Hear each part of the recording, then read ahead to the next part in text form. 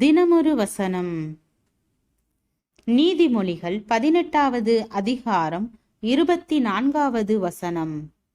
சிநேகிதருள்ளவன் சிநேகம் பாராட்ட வேண்டும், சகோதரனிலும் அதிக சொந்தமாய் சிநேகிப்பவனும் உண்டு. விளக்கம். நம் அனைவருக்கும் குறைந்தது 1 அல்லது 2 நெருங்கிய நண்பர்கள் நிச்சயம் தேவை. ஒரு சிறுவன் ஒரு நண்பனை குறித்து இவ்வாறு விளக்கினான்: உங்களை குறித்த அனைத்து காரியங்களையும் அறிந்த பின்பும் உங்களை விரும்புகிறவன் உங்களுடைய நண்பனாகிறான். இயற்கையின் ஒரு தலைசிறந்த படைப்பாக ஒரு நண்பனை கூற முடியும் என்று எமர்சன் கூறுகிறார். உலகம் முழுவதும் உங்களை புறக்கணிக்கும் போது ஒரு நண்பன் உங்களை ஏற்றுக்கொள்கிறான் என்று ஹென்றி டர்பன்வில் கூறுகிறார். சிநேகிதன் எல்லா காலத்திலும் சிநேகிப்பான் என்று நீதிமொழிகள் 17:17 வசனத்தில் சாலமோன் கூறுகிறான். நட்பை குறித்து இதை காட்டிலும் மேலான ஒரு விளக்கத்தை நம்மால் அளிக்க முடியாது.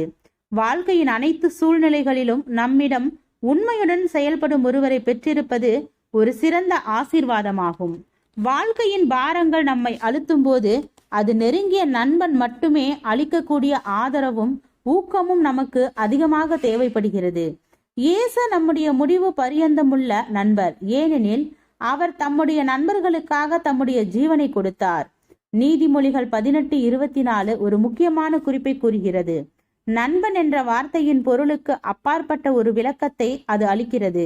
சிநேகிதர் உள்ளவன் சிநேகிதம் பாராட்ட வேண்டும் என்று அது கூறுகிறது. இந்த வசனத்தின் கருத்து மிகவும் தெளிவாக உள்ளது. நட்பு நம்மிடமிருந்து துவங்க வேண்டும். நாம் மற்றவர்களுடன் உறவு முறைகளை உருவாக்குவதற்கு முயற்சிக்க வேண்டும்.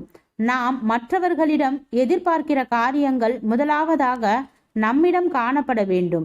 நட்பை பொறுத்தவரை ஒரு நண்பனை பெற வேண்டுமென்றால் நீங்கள் நண்பனாக இருக்க வேண்டும். ஜெபம். தேவனுக்கு ஸ்தோத்திரம். தேவனே, நாங்கள் எங்களுடைய வாழ்க்கையில் நல்ல நண்பர்களை உருவாக்கிக் கொள்பவர்களாக செயல்பட கிருபை பாராட்டும். ஆமென்.